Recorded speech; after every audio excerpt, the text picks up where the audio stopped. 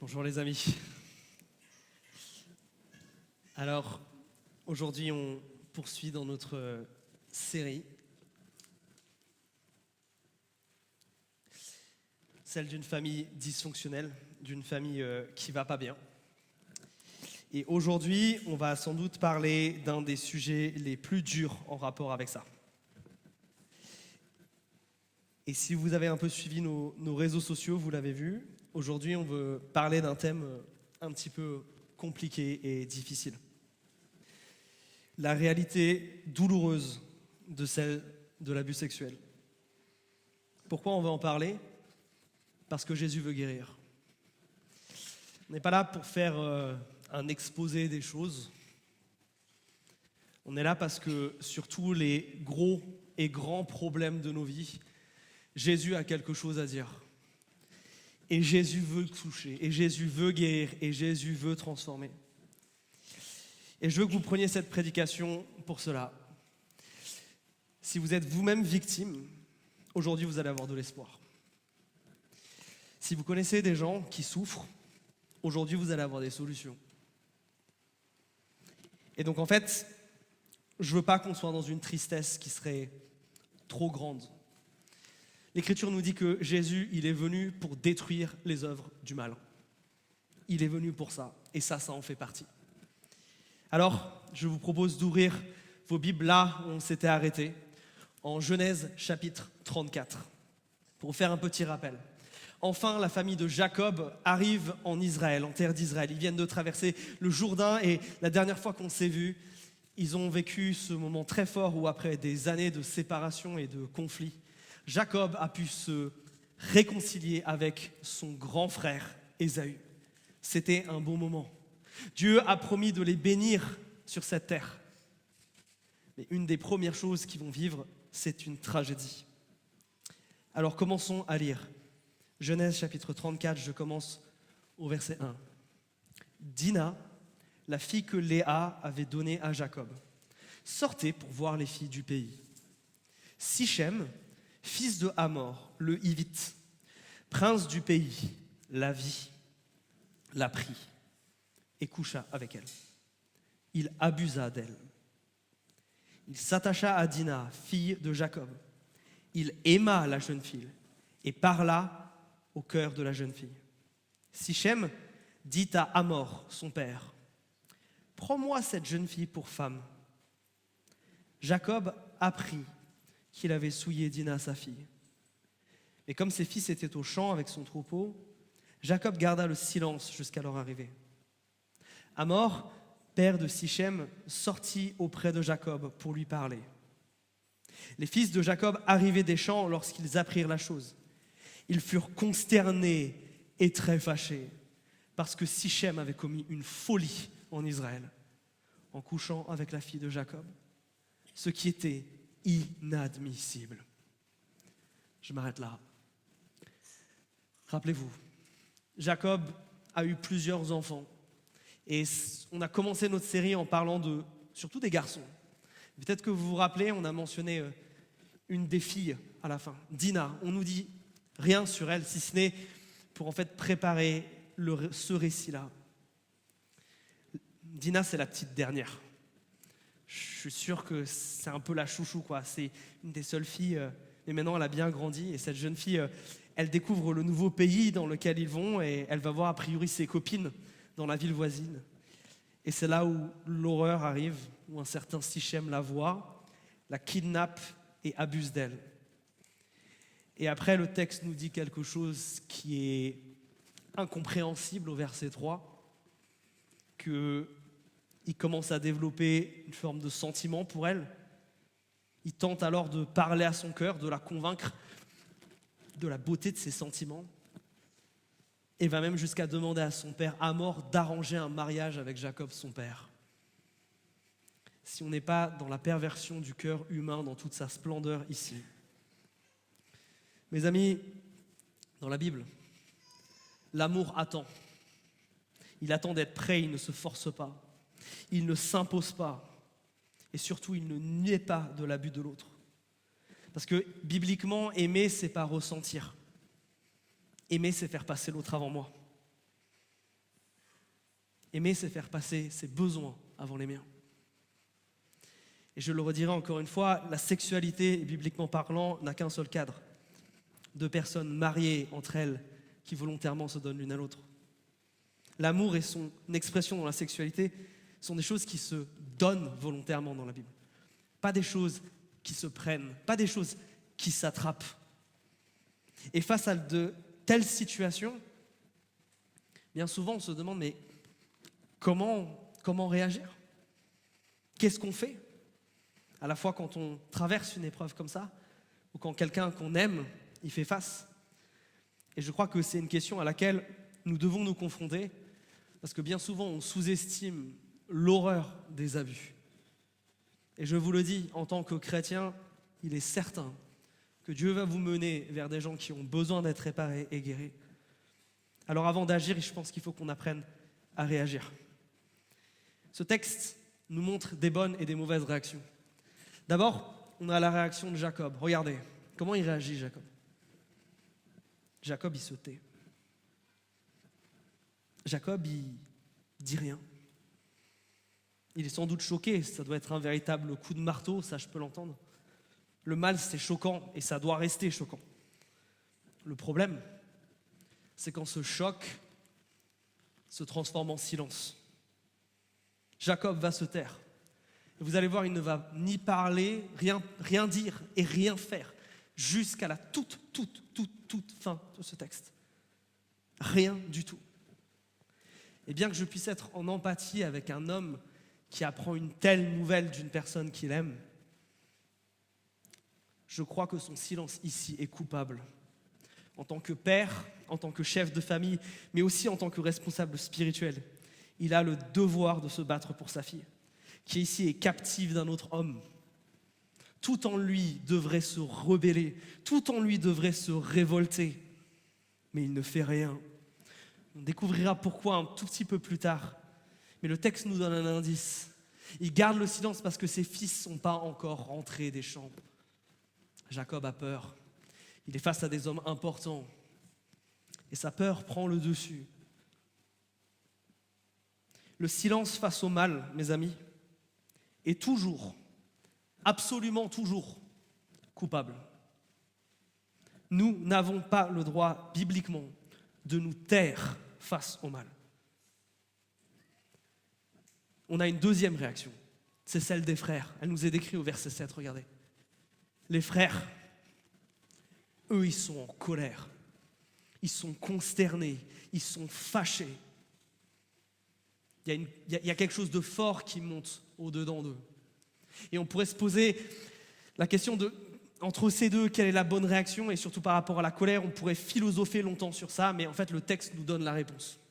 Vous savez, souvent dans la Bible, et surtout dans le livre de la Genèse, et c'est quelque chose que vous pouvez retenir, les leçons importantes, elles ne nous sont pas dites, elles nous sont montrées. Le livre de la Genèse fonctionne beaucoup plus comme un film que comme un roman, en fait. Et bien souvent, quand les gens arrêtent de dialoguer et que le narrateur parle, c'est là qu'on voit quel est sans doute le point de vue le plus objectif, le point de vue de la part de Dieu. Quel est-il? Regardez le texte. Quand est-ce que le narrateur nous donne son avis sur la situation? Ça arrive à la fin du verset 7. Regardez. Parce que Sichem avait commis, et là vous avez des traductions différentes, une folie, un acte odieux, une action infâme en couchant avec la fille de Jacob. Ce qui était, regardez, inadmissible. Il se passe quelque chose de catastrophique ici. On est face à quelque chose où le narrateur dit « ce n'est pas possible ». Le narrateur, regardez ici, prend le parti des fils de Jacob, des frères de Dina, et nous dit en substance qu'ils ont raison de se mettre en colère, qu'ils ont raison d'être outrés au plus profond d'eux-mêmes. C'est pour ça que le mot folie est employé ici, ou le fait d'être outré, parce que ce qui se passe ici, c'est tellement à l'inverse de ce que Dieu croit et de ce que Dieu veut pour les êtres humains et pour la famille. C'est aussi, regardez, inadmissible. Dans la traduction, ça n'aura pas dû être fait. Les Juifs savent très bien pourquoi. En Israël, Si ce péché vient être commis, c'est la peine de mort.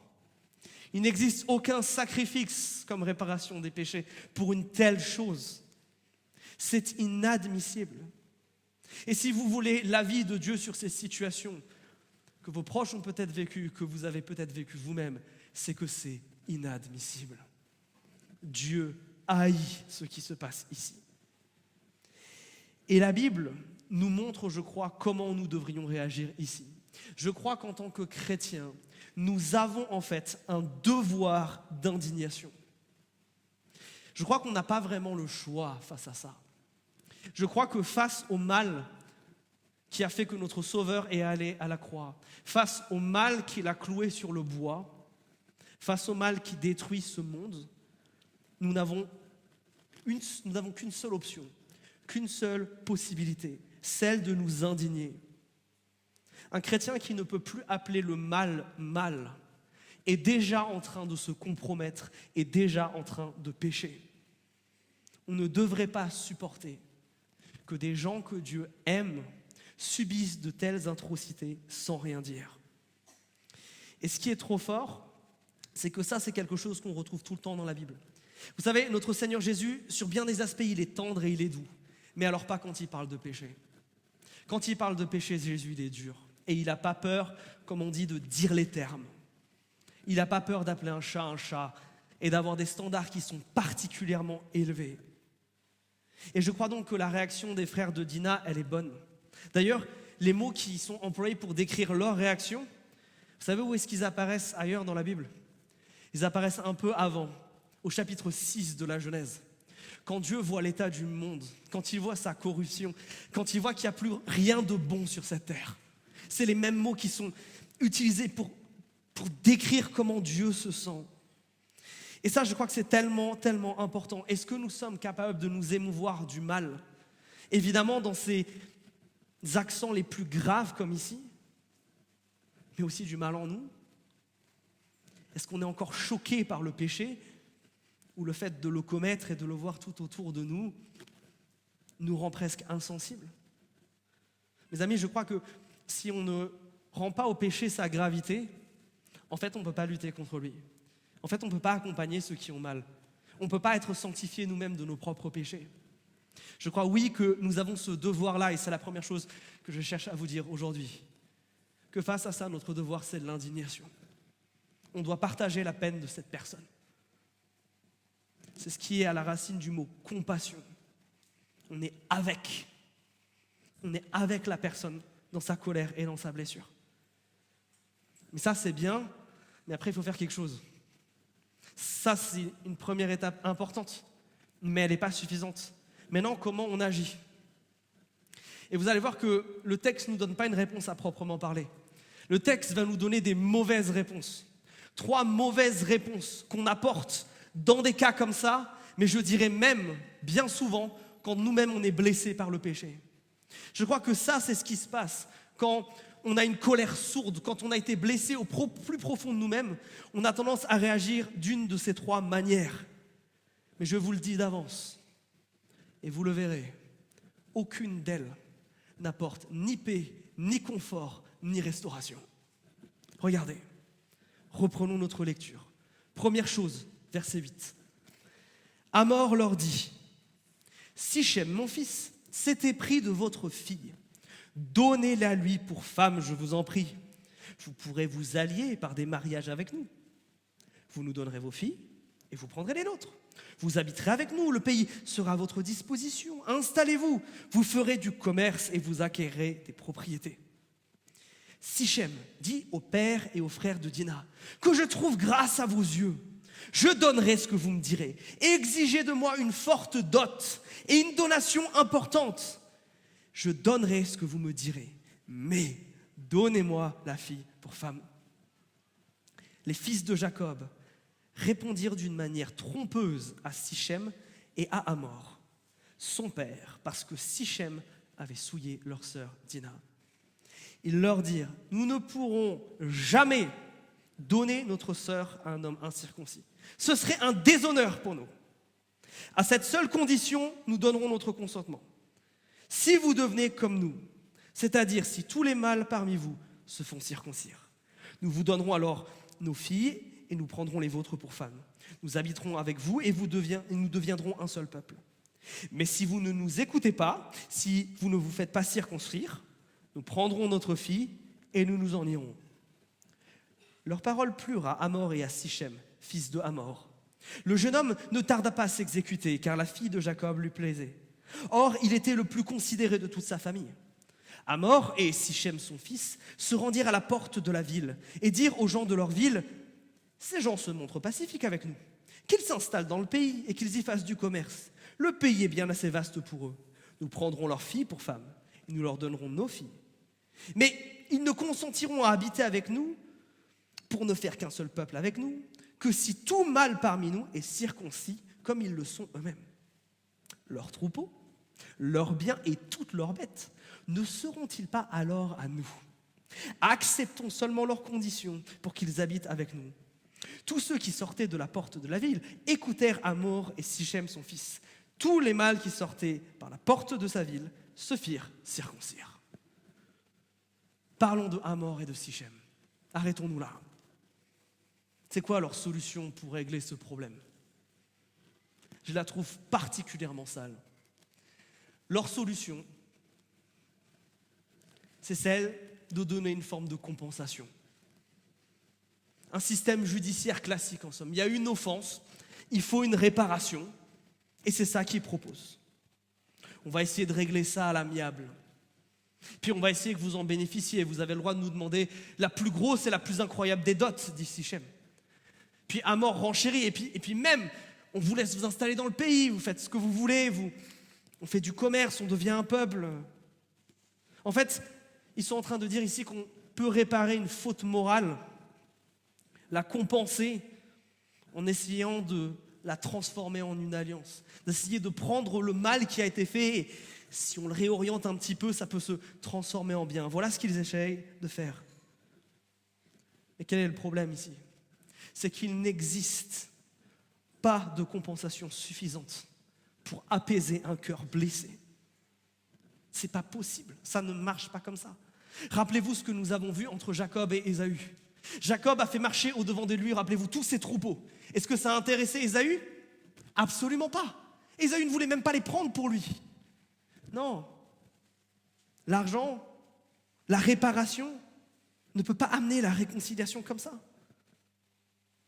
Même s'il lui donne la dot la plus élevée de l'histoire, même si une alliance durable entre deux peuples venait à surgir de ça, tout ça ne peut pas réparer le cœur de Dina. Notez d'ailleurs que personne ne lui demande son avis. Il n'existe absolument aucun acte qui puisse compenser une faute. Vous savez, dans la Bible, David, le roi David, le grand roi David, a commis une faute similaire. Et il a écrit un psaume de terreur sur ce qu'il a fait, de repentance. Et voilà ce qu'il écrivait en parlant à Dieu. « Car tu ne désires pas que je t'offre un sacrifice. Je ne peux pas échanger là mon pardon. Je t'aurais offert des holocaustes, mais tu n'y prends pas plaisir. » Il continuera un peu plus loin en disant, la seule chose que je peux t'offrir, c'est mon cœur brisé. Non, mes amis, il n'existe aucun système d'échange pour dire c'est ok quand il y a une faute qui nous détruit de l'intérieur. Ça ne marche bien pas comme ça. Mais bien souvent, ça dénote un esprit manipulateur, un manque de reconnaissance de la faute. Parce que regardez le texte. Est-ce que Sichem reconnaît avoir mal agi? Est-ce que Hamor essaye de dire mon fils a fait n'importe quoi? Non. Non. Sichem ne reconnaît pas son atrocité. Il n'est omnubilé que par les sentiments étranges qui se sont développés à ce moment-là. Mes amis, toute forme de compensation sans demande de pardon, bien souvent, ce n'est qu'une manipulation. Et c'est ce qui se passe ici. Parce que si vous faites attention à ce que Sichem et Hamor discutent avec Jacob, et ce qu'ils disent ensuite aux gens de la ville, c'est pas du tout la même tonalité. C'est pas du tout le même état d'esprit. Et le verset 23 à cet égard est particulièrement choquant. Regardez ce qu'ils disent. Alors on aura accès à tout ce qu'ils ont. Qu'est-ce qui les motive là? une forme d'avidité, pas du tout une forme de justice. Je crois que bien souvent, on croit que les torts, ils vont être effacés comme ça. Et même des torts de cette nature, mais tous les torts d'ailleurs, on ne peut pas payer pour ça. La justice, ça marche. Il y a 1 ou 2 pays qui font ça, mais généralement, ça ne fonctionne pas comme ça. Ça ne fonctionne pas comme ça. Imaginez-vous qu'on vous propose ce deal. Qui d'entre nous serait en paix? Qui d'entre nous serait réparé par une telle chose? Absolument personne. C'est pas possible. Bon, alors s'ils ne peuvent rien faire, peut-être vis-à-vis de moi qui suis offensé, peut-être c'est moi qui dois faire quelque chose. Et c'est ce que les frères vont faire. Parce que vous l'avez peut-être noté au verset 13, leur proposition n'est pas honnête. Ils ont un truc derrière la tête, là, les frères de Dina. Regardez, ils vont le mettre à exécution, ce plan, au verset 25. Tout le monde s'est fait circoncire. Et verset 25, le 3e jour, alors qu'ils étaient tous souffrants, 2 des fils de Jacob, Siméon et Lévi, frères de Dina, prirent chacun son épée, arrivèrent dans la ville en toute sécurité et tuèrent tous les mâles. Ils tuèrent aussi au fil de l'épée Hamor et Sichem son fils. Ils reprirent Dina de la maison de Sichem et sortirent. Les fils de Jacob se jetèrent sur les victimes et pillèrent la ville parce qu'on avait souillé leur sœur. Ils prirent leur petit bétail et leur gros bétail, leurs ânes, ceux qui étaient dans la ville et ceux qui étaient dans la campagne. Ils capturèrent et pillèrent toutes leurs richesses, leurs femmes et toutes leurs familles, ainsi que tout ce qui se trouvait dans les maisons. Alors Jacob dit à Siméon et Lévi, « Vous avez attiré le malheur sur moi en me rendant odieux aux habitants du pays, aux Cananéens et aux Périzites. Je n'ai moi qu'un tout petit nombre d'hommes. Ils se rassembleront contre moi, ils m'attaqueront et je disparaîtrai, moi et ma maison. » Ils répondirent, « Doit-on traiter notre sœur comme une prostituée ?» Ce texte se finit sur une question et ce n'est pas pour rien. Parce que rien dans ce texte ne fonctionne. La stratégie des frères, c'est la vengeance. Oui, tous ces messieurs se sont fait circoncire et pour une fois, des hommes peuvent se plaindre d'avoir vraiment mal. Parce que quand ça se passe, vous êtes incapacité pendant plusieurs jours. Et le plus dur, c'est pas le jour de l'opération, c'est les jours après. C'est pour ça que seulement qu'ils arrivent à tuer tout le monde avec 2 personnes seulement. Les 2 grands frères, Lévi et Siméon, vont massacrer tout le monde. Ils vont jusqu'à la maison de Sichem, délivrent Dina qui était prisonnière. Et là, tous les frères les rejoignent.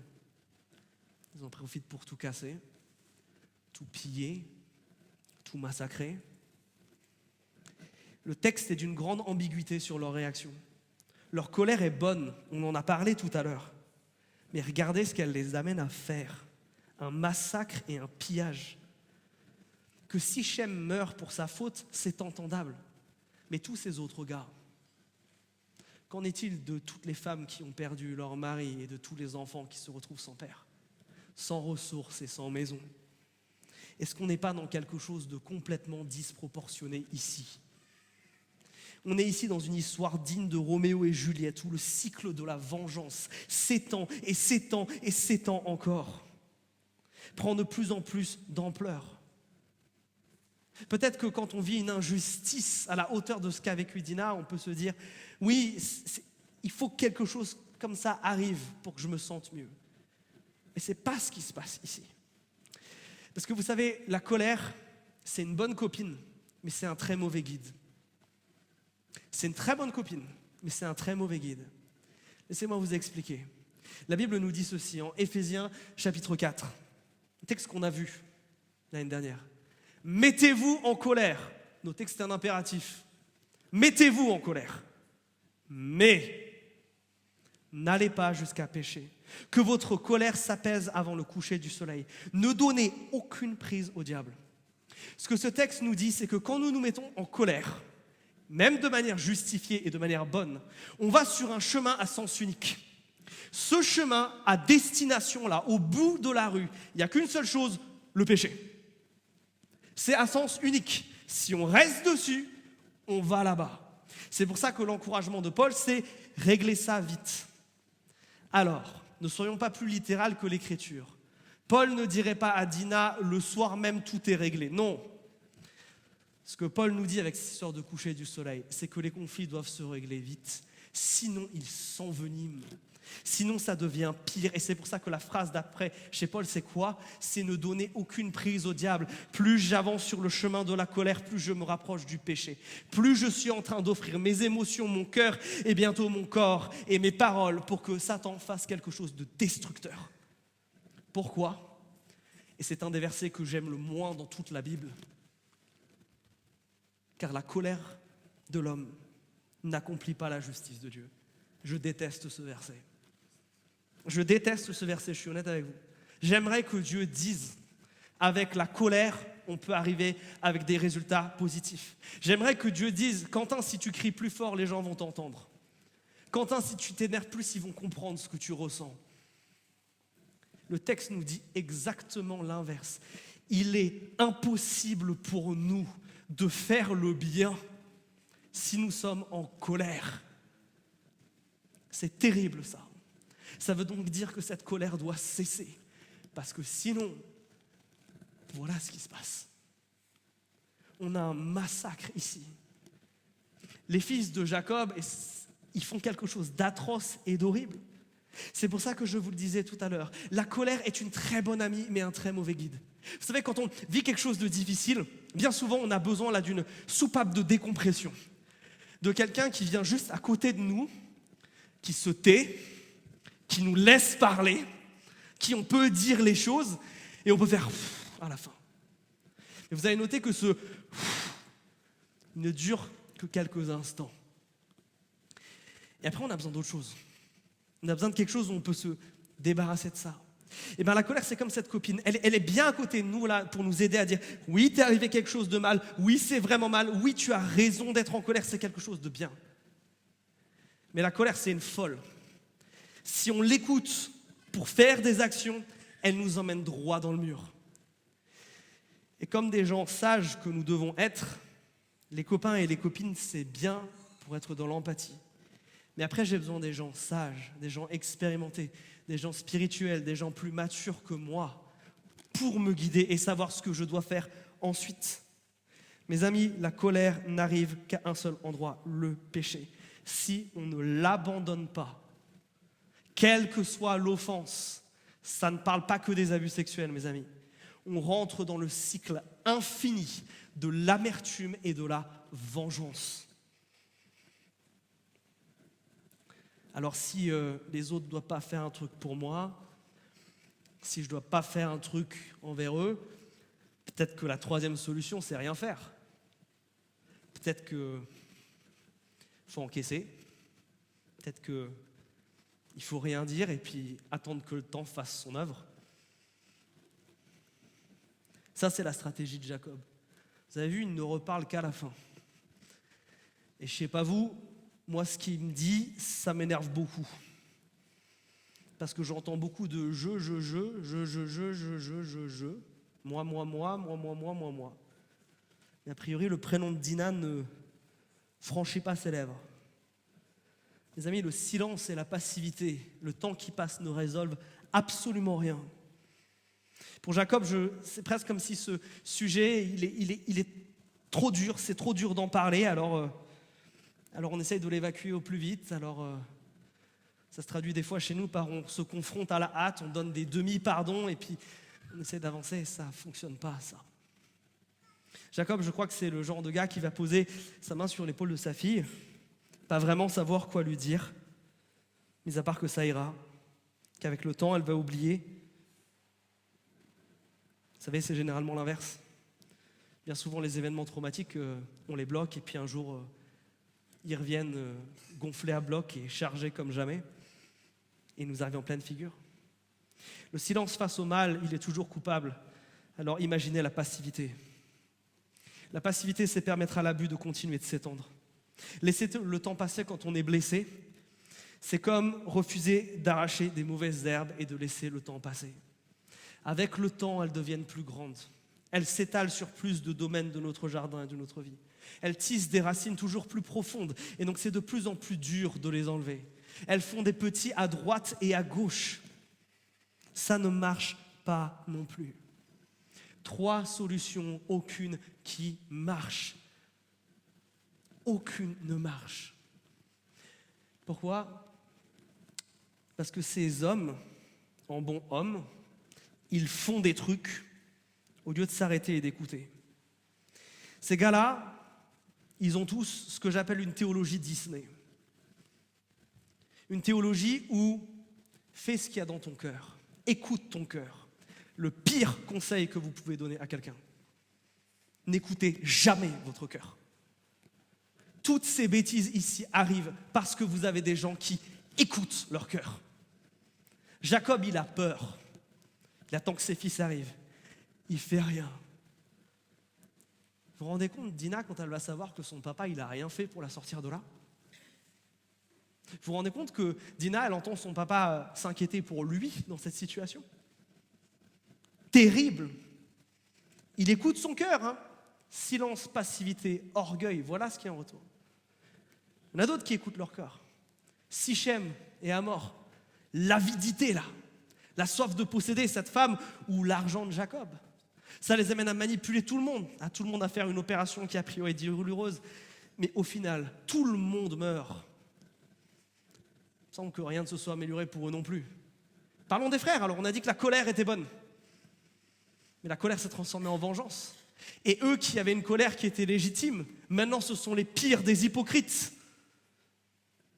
Parce que oui, Dina a subi une injustice, mais qu'ont-ils fait à tous ces gens ? Rien n'a marché. Pourquoi ? Parce que nos émotions, bonne copine, très mauvais guide. Il nous faut autre chose. Autre chose pour sortir de ces prisons, de cette prison de l'abus. Aucune de ces choses marche. Compensation et justice, non. Vengeance, non. Arrêter et attendre, non. Alors qu'est-ce qu'on fait ? Quelle est la solution si aucune de ces situations ne marche ? Le texte ne nous le donne pas, c'est pour ça que ça se termine sur cette question. Est-ce qu'on aurait dû laisser notre sœur subir ce qu'elle a subi ? Non, mais on est bloqué. Mais mes amis, c'est là où, lorsque l'Ancien Testament pose des questions, le Nouveau Testament y répond. Mes amis, la solution n'est ni dans la justice, ni dans l'attente, ni dans la vengeance. Toutes ces choses n'ont pas le pouvoir de guérir un cœur blessé. Comme je le disais tout à l'heure, on a des hommes qui agissent et qui s'agitent au lieu de réfléchir et de se poser. La personne qui a la solution ici, c'est la personne à qui on n'a pas laissé parler depuis le début. C'est Dina. La solution, c'est pas eux qui l'ont, c'est elle qui l'a. Ses frères, ils peuvent la délivrer physiquement, hein, et c'est cool qu'ils fassent ça. Mais ils ne peuvent pas la libérer de la prison, de l'abus. C'est pas possible. Ils ne peuvent pas la libérer de la prison de la rancune derrière. Ils ne peuvent pas la libérer de la prison de la douleur. Sur toutes ces prisons, ils ne peuvent rien faire en fait. Mais c'est pour ça que Dieu nous a donné un passe-partout. Vous savez, ces clés qui rentrent dans toutes les serrures. Un passe-partout qui marche dans toutes les prisons. Qu'elle s'appelle abus, qu'elle s'appelle rancune, qu'elle s'appelle tristesse, qu'elle s'appelle douleur, qu'elle s'appelle amertume. Il y a un passe-partout qu'on a tous. Et bien souvent, on oublie qu'on l'a dans la poche depuis le début. On a une clé que Dieu nous a donnée, que vous avez d'ores et déjà tous et que vous pouvez utiliser. J'espère que vous me voyez venir. Cette clé-là, c'est la clé du pardon. Le pardon, c'est la chose la plus forte qui existe. C'est la puissance la plus colossale qui existe.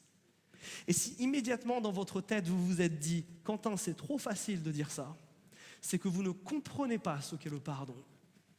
Et c'est pour ça que je veux m'arrêter pour vous l'expliquer. Parce que vous tous qui souffrez, voilà votre clé. Voilà ce que vous avez besoin de tourner pour sortir de ce marasme émotionnel.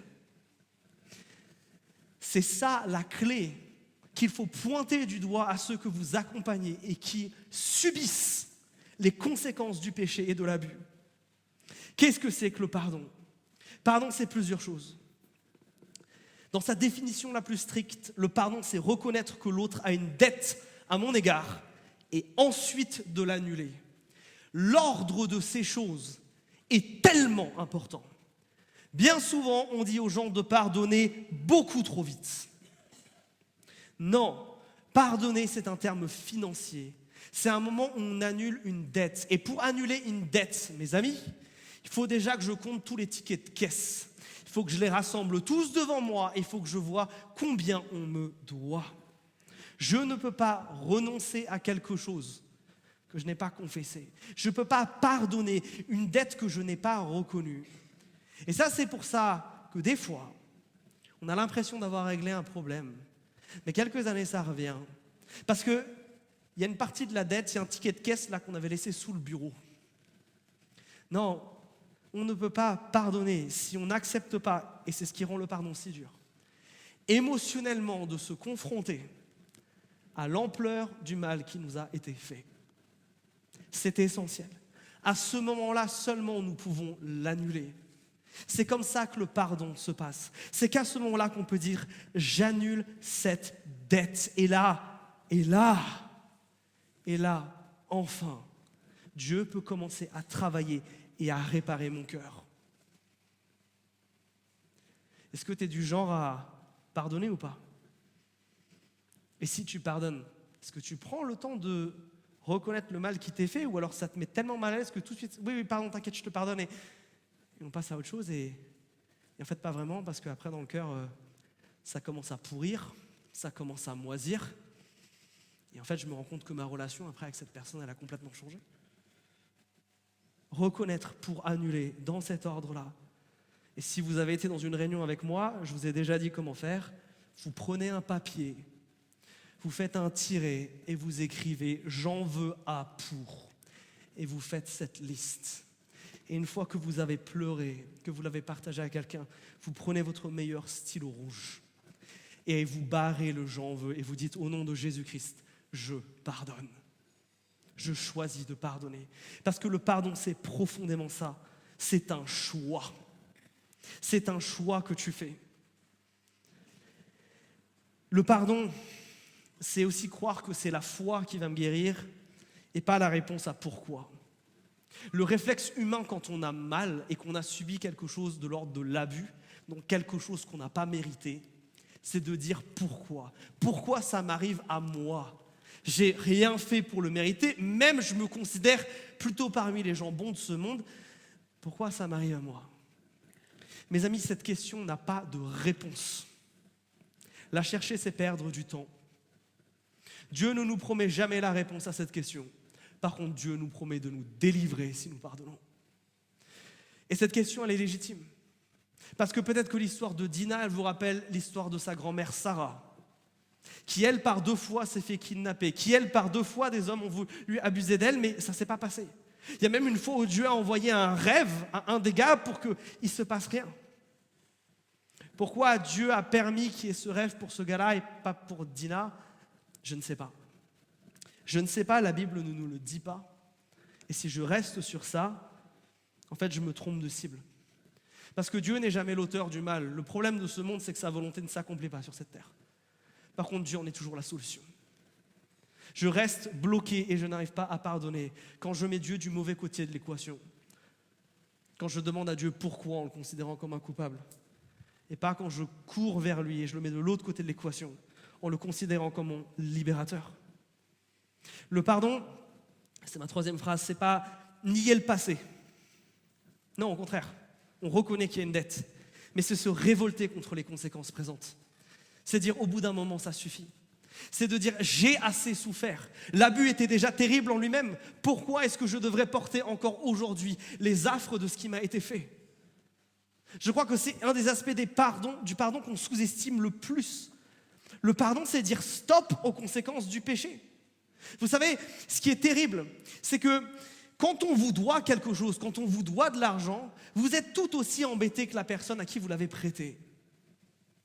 Je ne sais pas si ça vous est déjà arrivé, mais moi j'ai une connaissance qui a un peu de mal à rendre les sous. Et du coup, je ne suis pas toujours à l'aise. Du coup, je ne sais pas, j'ai le droit de lui demander, ça ne me met pas bien. Et puis, cet argent, je ne l'ai pas, donc je ne peux pas faire certains projets. Il y a plein de choses qui sont bloquées par ça. Le pardon, les amis, c'est la même chose. C'est choisir de se libérer. c'est moi qui ouvre la clé, c'est moi qui ouvre la porte, c'est moi qui me brise de mes chaînes. J'attends rien de l'autre. Non, l'autre m'a déjà fait du mal. Je ne vais pas attendre quoi que ce soit de plus de lui. Le pardon, c'est dire j'ai assez souffert, maintenant ça suffit. Et enfin, le pardon, ça a trait à la justice. Le pardon, c'est croire que la justice qui va me satisfaire, c'est la justice qui vient de Dieu et pas la justice qui vient des autres. C'est renoncer à mon désir de me venger et laisser toute la colère de Dieu éclater contre cette personne. Parce que comprenez bien une chose, bibliquement parlant, à partir du moment où nous faisons du mal et où nous faisons du mal les uns aux autres, nous sommes condamnés à mort. L'Écriture est catégorique. Si Dieu nous aime, il ne peut pas tolérer qu'on nous fasse du mal. Et il ne peut donc pas tolérer quand vous faites du mal aux autres.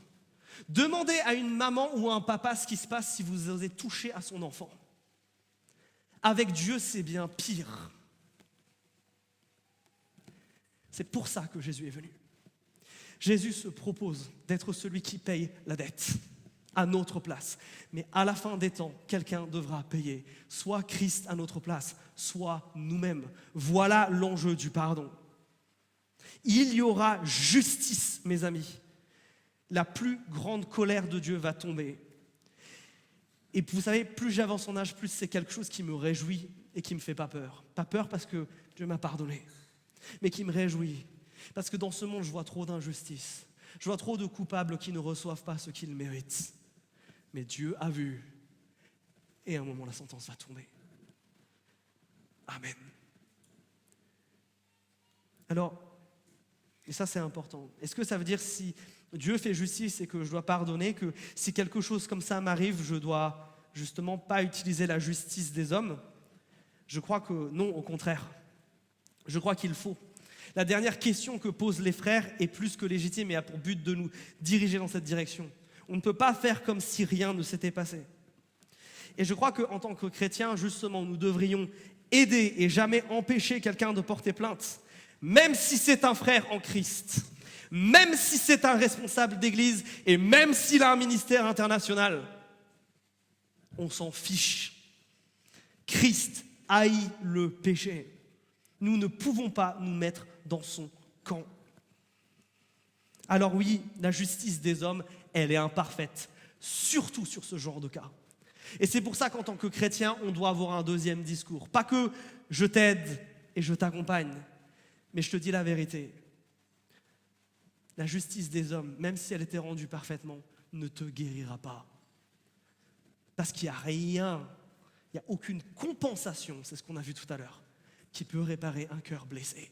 Seul le pardon le peut. Le pardon, au final, c'est pas renoncer à la justice, mais c'est croire que c'est Dieu qui va la donner. Le pardon, c'est refuser de se placer son espoir et sa restauration dans les hommes, dans moi-même. C'est la placer dans les mains de Christ et le laisser s'en occuper. Et c'est là où elle est toute puissante, la clé du pardon. Et c'est là où je ne peux que maintenant vous encourager et vous dire, mais mes amis, qu'est-ce que vous attendez pour la saisir? Dans notre église, on a vu des miracles avec le pardon. On a vu des gens guérir physiquement quand ils ont pardonné. On a vu des gens qui étaient bloqués dans leur vie spirituelle, qui n'arrivaient pas à se réjouir. Tout d'un coup, retrouver un sourire. On a vu des gens qui étaient en colère pendant des années, tout d'un coup s'apaiser comme jamais ils ne l'ont été. Mes amis, si vous en avez marre de souffrir, il n'y a qu'une seule clé, elle s'appelle le pardon, et elle est déjà dans votre poche. Saisissez-la.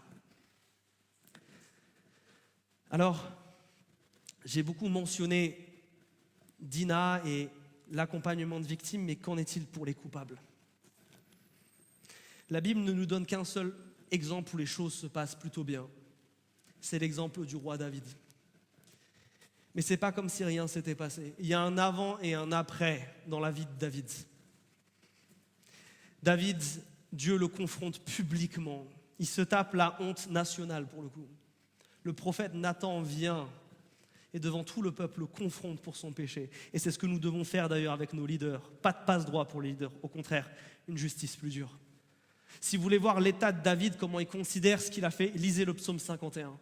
Vous allez voir un homme brisé, à quoi ça ressemble quand on est vraiment repentant. Mais David, les choses n'ont plus jamais été les mêmes. Il est toujours roi, oui, mais plus de la même manière. À cause de ça, Dieu ne le laissera pas bâtir le temple. Il y a des conséquences durables à ça, il y a un vrai avant-après. Et je crois que pour le coupable, oui, il y a un espoir. Mais les choses ne doivent pas et ne peuvent pas, je crois, redevenir comme avant. Sauf miracle explicite et chose explicite que Jésus dit.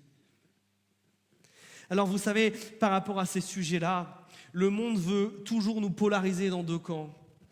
Soit je prends toujours parti des victimes, je ne réfléchis pas et je crois tout ce qu'elle dit, soit je suis hyper sceptique de tout ce qui se passe et au final je ne crois vraiment personne. Ça, c'est là où le monde veut nous emmener, mais ce n'est pas là où Christ est. Christ, il a un camp bien défini dans lequel on doit être. Le camp de Christ, c'est celui qui protège celui qui se dit victime, qui s'indigne avec cette personne, qui fait tout ce qui est en son pouvoir pour arracher cette personne aux conséquences du péché, en lui proclamant que Jésus seul est son espoir et que Jésus seul peut la réparer. Mais le chrétien, c'est celui qui, avec la même force et la même détermination, va confronter celui qui est coupable, ne va pas le laisser dans son péché et va lui dire que pour lui aussi il y a de la grâce s'il choisit de se repentir, parce que Jésus-Christ est prêt à pardonner et transformer absolument n'importe qui. Plus vous allez étudier la Bible, plus vous allez vous rendre compte que les soi-disant héros ne sont que des hommes mauvais et qu'il n'y a qu'un juste, il s'appelle Jésus-Christ. Mais un juste qui se sert d'hommes et de femmes brisés et blessés, qui les répare malgré leurs péchés. Alors, mes amis, je vous invite maintenant à ce que l'injustice profonde des abus qui continuent à faire souffrir, elle arrête cet effet boule de neige. Je vous invite aujourd'hui à saisir cette clé du pardon peut-être pour la première fois et marcher sur cet autre chemin qui mène vers la liberté et qui mène vers la délivrance. Ce chemin du pardon, il arrête le cycle infini de la douleur. Le cycle du pardon, il peut commencer aujourd'hui pour toi. Et je veux t'y aider. On veut t'y aider. Vous savez, quand j'ai préparé ce message, je suis tombé, et ça n'avait rien à voir au départ, sur l'histoire de Néhémie. Néhémie que Dieu charge de reconstruire les murailles. Mais au tout début de son livre, Néhémie, il demande pardon à Dieu pour la situation. Je me dis, mais Néhémie, ok, il peut demander pardon pour ses fautes, mais pas pour celles des autres. C'est ce qu'on n'arrête pas de dire. Pourquoi il demande pardon? Pourquoi il demande pardon au nom de tout le monde et il est brisé quelque part? Je crois que Néhémie, dans cette dimension, il veut dire à Dieu, dans ton peuple qui a fait n'importe quoi, il y a des gens qui veulent arrêter de faire n'importe quoi. Et dans notre église, on veut être parmi les gens qui arrêtent de n'importe quoi. Et c'est pour ça que, bien que sur ce sujet, je crois que notre église n'a rien à se reprocher, ni moi personnellement, je veux, parce que je suis pasteur et responsable d'église, vous demander pardon. Et particulièrement à vous qui, dans ces situations, êtes allés trouver vos églises et n'avez pas reçu le soin et la douceur que vous deviez recevoir. Je veux vous demander pardon. Si dans vos églises, vos responsables et les autres ne vous ont pas écouté, je veux vous demander pardon. Si, au contraire, on vous a considéré comme un paria et comme quelqu'un qui est trop blessé. Je vous demande pardon si on vous a immédiatement dit « Non mais pardonne tout de suite » sans écouter votre blessure et sans écouter combien vous avez mal. Je vous demandais pardon quand l'Église elle a manqué de soins. Je vous demandais pardon si l'Église ne vous a pas protégé et au contraire a facilité les abus. Je vous demandais pardon si vos pasteurs, vos responsables d'Église, les gens qui sont normalement les gens safe, sur qui vous pouvez vous reposer, ont poursuivi les abus ou les ont commis. Jésus a vu tout cela et il demandera des comptes, soyez-en sûrs. Mais aujourd'hui peut être le début d'une guérison et je veux vous inviter à vous en saisir. Et voilà ce qu'on va faire. Pour répondre à ce que le Saint-Esprit nous dit dans ce texte, on va maintenant chanter 2 chants. Un chant, on va appeler que le règne de Dieu vienne sur notre pays, qu'il vienne sur notre Église, qu'il vienne sur ceux qui sont cassés et blessés, ceux qui ont besoin justement de faire aujourd'hui le choix du pardon.